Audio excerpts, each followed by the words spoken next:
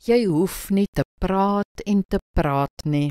Spreuke 10 verse 19 en 20 sê, by 'n oorvloed woorde bly oortredings nie uit nie, maar wie sy lippe in bedwang hou, is verstandig. Uitgesoekte silwer is op die tong van 'n regverdige, die gedagtes van goddeloses is min werd. Sommige mense praat en praat, bloot omdat stilte vir hulle ongemaklik is. Hulle vul bloot die lug met woorde.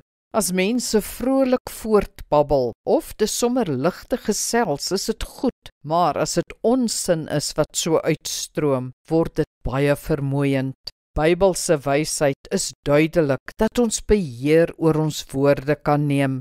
Ons kan ophou praat, ons kan swyg, ons kan dink voor ons praat, ons kan ons woorde kies. Ja, ons kan, en jy kan. Leer dus om ook te swyg.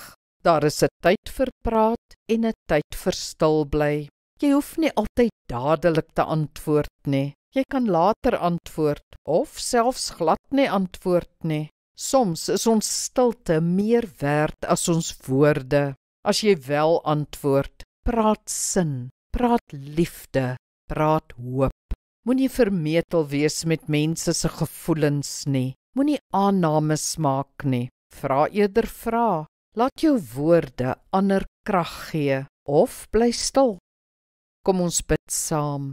Hemelse Vader, help my om eerder niks te sê as ek nie iets goeds of sinvols kan bydra nie. Ons alledaagse gesels moenie met sinloosheid, wantroue, swaarheid of bitterheid eindig nie. Daar moet hoop wees, geloof, vreugde, vrede, liefde, lig, sin.